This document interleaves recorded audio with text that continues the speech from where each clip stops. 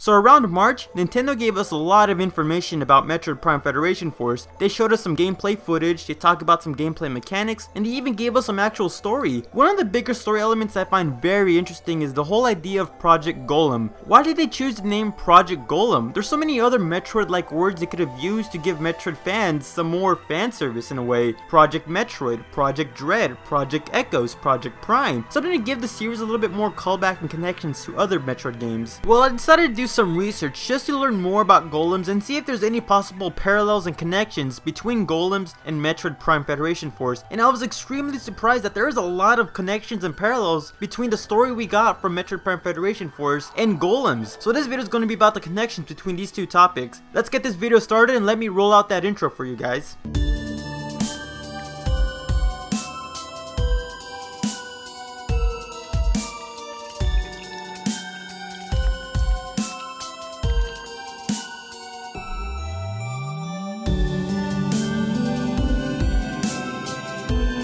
So a connection between golems and Project Golems is what they're based off. Golems are essentially based off humans. In various ideologies and stories, many people believe that God created man out of the very dirt of the earth, and man attempted to replicate what God did, trying to create their own version of life, their own version of man. However, when they attempt to replicate what God did, trying to create life out of the very dirt of the earth, man didn't really completely make a perfect replica. If anything, they made a flawed, incomplete version of man. Essentially, they created golems. I bring this up because it kind of parallels with what the Galactic Federation is trying to do. The Galactic Federation saw what the Chozos did. They raised Samus Aran, they infused her with Chozo DNA, they trained her, and they gave her the power suit, and in doing so, they created the perfect warrior essentially. So the Galactic Federation wanted to replicate this, and in doing so, they created Project Golem. They got their own Federation Force troopers, they trained them in their own way, they gave them their own power mechs. However, their replication of what Samus Aran is didn't come out completely correct. We haven't played the game much, but it's easy to say that Samus Aran is superior, while the Galactic Federation Force troopers is inferior. Essentially, God created man, man wanted to recreate man, and it came out as golems. The Galactic Federation Force saw what the Chozos did, creating Samus Aran essentially. They wanted to replicate that, and in doing so, they created the Federation Force. I find this parallel pretty interesting really. You don't really have to believe in the ideology of God creating life to understand that this is a pretty cool parallel. The second point I want to bring up is pretty basic and bare bones. Essentially, golems are big, bulking creatures, and the mech suits inside Project Golem are big and bulking mech suits. Golems are made out of mud, dirt, earth, stone, clay, and the Federation Force mech suits are essentially created out of the Chozo technology. Sure, I can't really compare mud, stone, clay with Chozo technology, but essentially both big bulking creatures are made out of weird materials. So that's basically a cool little parallel. Basic and bare bones, I know, but there's more to come. The third parallel between golems and Project Golem is their purpose. If you read stories of Jewish rabbis creating big bulking mechs to protect their own people from prosecution by an evil ruler, or maybe you played Minecraft and you saw how your snow or iron golem was protecting you from various creatures and skeletons, then you should know that golems are used as guardians. And I bring this up because, well, the Galactic Federation needs guardians. As we see in Metroid Prime 3 and throughout the Phazon Crisis, the Galactic Federation was really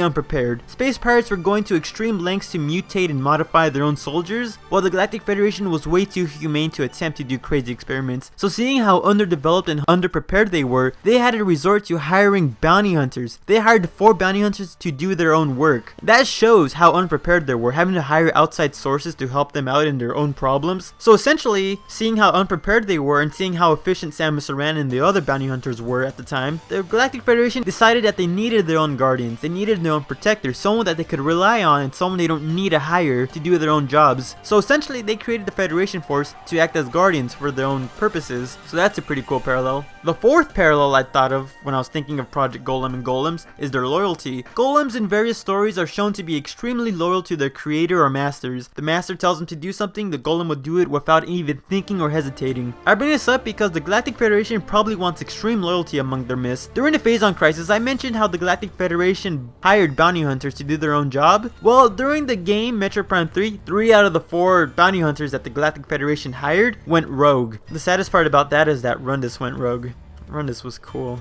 That is not really good. You're trying to fight these space pirates, and yet when you hire bounty hunters to do your own work, they go rogue on you? That is not good. So essentially the Galactic Federation wanted people to do their own work that they don't have to worry about going rogue. I mean, sure, bounty hunters in Metroid Prime 3 went rogue because of Phazon, but who's to say that another bounty hunter they hired didn't go rogue due to moral issues like Samus Aran did during Other End's story? Or maybe the bounty hunter got bought out or corrupted or just a double agent. You never know when you hire these people from outside sources to do your own work. So it's more than likely that the Galactic Federation wanted their own soldiers that they don't need to worry about hiring. If they have their own soldiers, they don't need to worry about backgrounds or need to worry about corruption. They know they're loyal because they're their own soldiers. So there's that element that I find pretty interesting.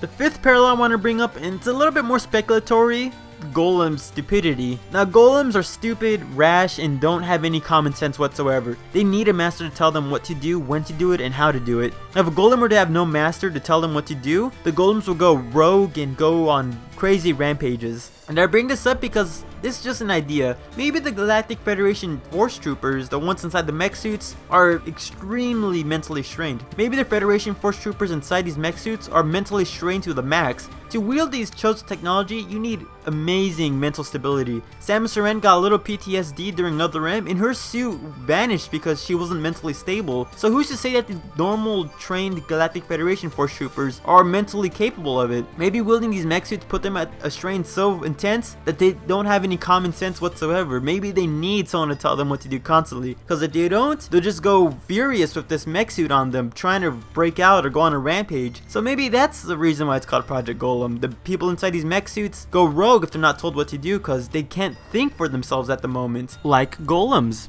The sixth and final parallel I want to bring up is how golems are emotionless, and this could translate to Project Golem. Now, golems, I said before, are stupid. They do whatever a master tells them, and overall, they're just there to do things. So, someone can tell the golem to do something a little bit more, I wouldn't say evil, but more on the controversial side. A person can tell a golem to go kill someone. A person can tell a golem to go on a rampage, to destroy buildings, to do whatever they want, and the golem will do it with no hesitation whatsoever. So maybe the reason why the Galactic Federation created Project Golem was to have soldiers to do whatever they want with no questioning whatsoever. As I said before, the Galactic Federation could hire bounty hunters to do their own bidding, but as we've seen in Metroid Prime 3, the bounty hunters could go rogue. And as we see in Metroid Other M, some people like Samus Aran won't do whatever the Galactic Federation tells them to do. They have moral standards, and the Galactic Federation might have tasks that are morally ambiguous. So people like Samus Aran have morals, can't be trusted. Rogue bounty hunters with no morals can't be trusted because they're rogue. So the only thing to really do is create your own soldier that will do whatever you want with no repercussion whatsoever. It's a little darker once you think about it. Maybe the Galactic Federation has missions where you gotta destroy innocent places to frame space pirates or take down space pirates with no proof that they're doing anything bad. That stuff is pretty bad, but